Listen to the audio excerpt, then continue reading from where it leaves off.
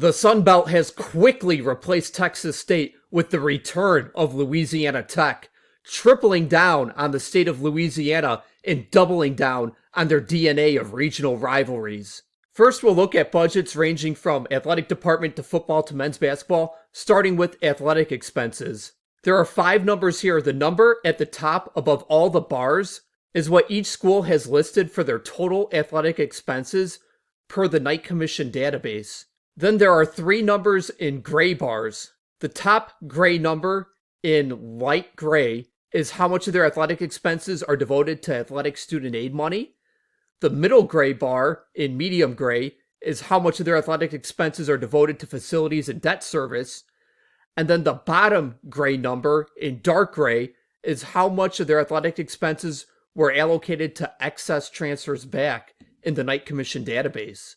The number I'm going to emphasize here is the bottom number in those colored bars, which is how much of their athletic expenses are left over after you isolate that student aid money, facilities debt service, and excess transfers back. And after you account for those factors, James Madison would be on top. Then you would be followed by a 32 million to 28 million group with Marshall, Old Dominion, Louisiana, Appalachian State, and Coastal Carolina. Then you would have another 26 million to 19 million group of Georgia Southern, South Alabama, Georgia State, Arkansas State, Louisiana Tech, Southern Miss, and Troy.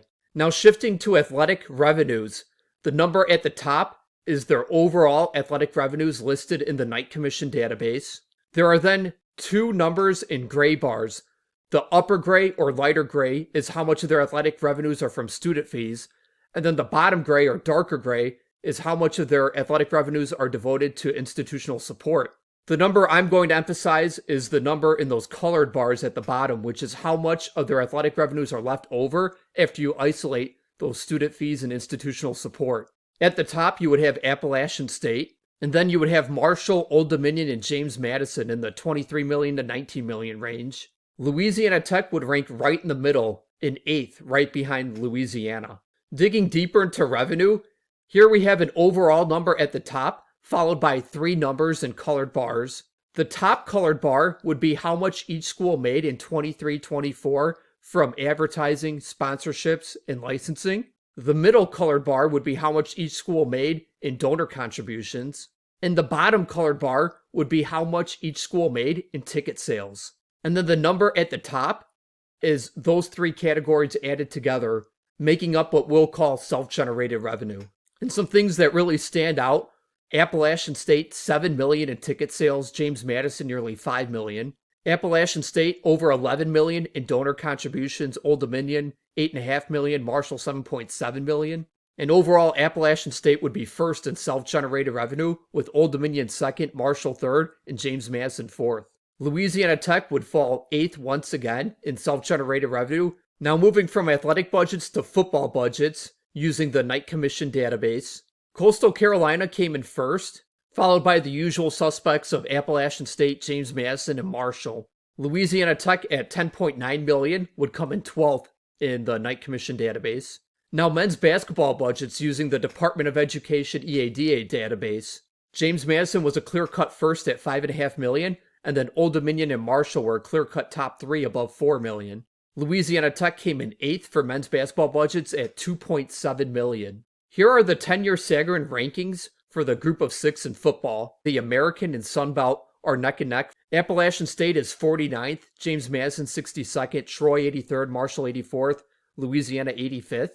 Louisiana Tech would rank 9th in the Sun Belt and 104th in FBS. In men's basketball, here are the 10-year KenPom rankings for the future alignments of conferences. Overall, the Sun Belt would rank 15th, and Louisiana Tech will bring the best 10-year KenPom to the Sun Belt. At 98th in Division I, they would rank first, nearly 40 spots ahead of Marshall, who would be in second at 137th. Old Dominion and Louisiana would be 3rd and 4th, floating right around the top 150. Circling back to the Knight Commission database from the 23-24 school year, here are the top 20 group of 5 schools in ticket sales in 2023-2024. Note that the data is not available for Navy, Temple, or private schools. You have Memphis in first, San Diego State in second, UNLV in third.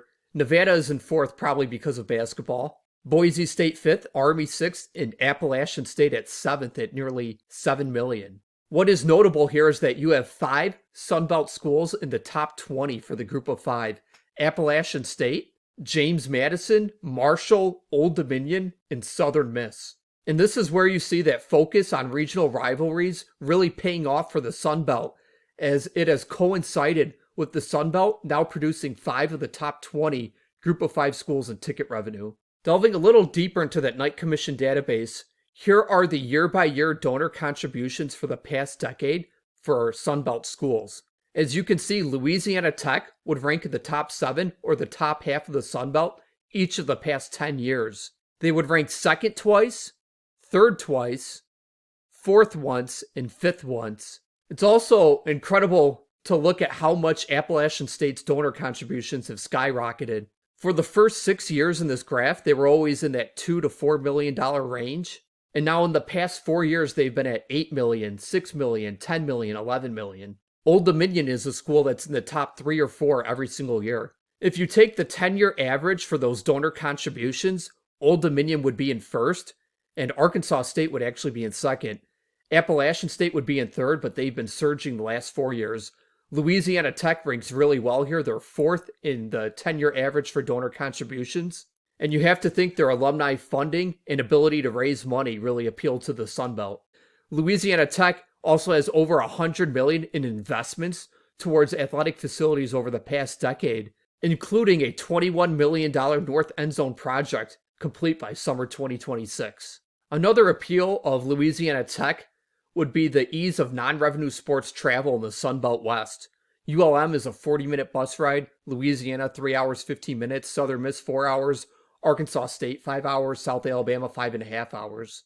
And by being located so close to ULM, it also enables travel savings in the non-revenue sports for Sunbelt East schools, as they can knock out 2 schools with 1 round-trip flight, whether they fly into the Shreveport Airport, Ruston Airport, or Monroe Airport. The Sun Belt has taken a different approach to realignment than other conferences and has really made regional rivalries the top priority. And we'll run through some of the schools. We'll start with Marshall. You can see their rivalry with App State has boosted attendance, as the App State game was by quite a bit their highest attended game over the last 2 seasons in Sun Belt play. And for Old Dominion, their rivalry with in-state James Madison was their highest attended Sun Belt game over the last 2 seasons. And Appalachian State has seen an attendance bump after the regional rivals joined in 2022. Here is their Sun Belt home game regular season attendance per year in the 3 years before Marshall, James Madison, Old Dominion joined, and the 3 years since. In the 3 years before, App State had an average Sun Belt home attendance of 23,000, 29,000, going 11-2, 13-1, and 10-4. And in the 3 years after those schools joined, they've had attendance of 32,000, 33,000, and 34,000 in conference play, despite going 6-6, 9-5, and 5-6. For Georgia State, their rivalry with in-state Georgia Southern was their highest attended game by over 2,000 over the past 2 seasons. For Troy, their rivalry game with in-state South Alabama was their highest attended game in conference play over the last 2 seasons. For South Alabama, their rivalry games against Troy and Southern Miss were by far their top 2 attended games in conference play over the last 2 years, despite being on weeknights. And with the success the Sun Belt has seen with regional rivalries at those schools, they're going to try to replicate that magic with Louisiana Tech playing ULM in Louisiana. Regarding the ULM-Louisiana Tech rivalry, Tech has only played at ULM twice since 1990, although they do have 43 all-time meetings. And those 2 games played in Monroe came in 98 and 2000. In 98, ULM's home game versus Louisiana Tech doubled all of their other home games in attendance. The La Tech game brought 28,000 fans, while every other game was below 14,000.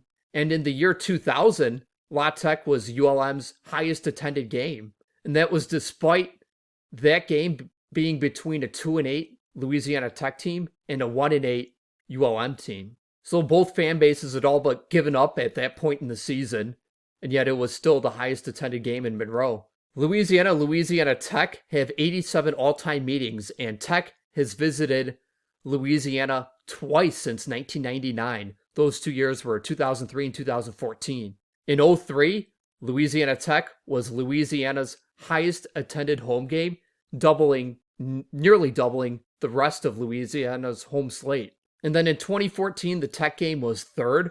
However, it still brought 25,000 people. Finally, a quick rundown of Louisiana Tech's conference history. In 1915, they joined the Louisiana Intercollegiate Athletic Association, the LIAA, and in 1925, they would join the Southern Intercollegiate Athletic Association, SIAA. In 1939, they would join the Louisiana Intercollegiate Conference, the LIC, and in 1948, they would join the Gulf States Conference. In 1971, Tech would join the Southland, and in 1987, they would join the American South, although football would be an independent. In 1991, the American South would merge with the Sun Belt. Football would still be an independent, so this will be Louisiana Tech's second go in the Sun Belt. In 1993, Tech football would join the Big West for 3 seasons, in between 2 stints of independence. In 2001, Louisiana Tech would join the WAC, and in 2013, they would join Conference USA before rejoining the Sun Belt in 2026. We presume that's not yet official.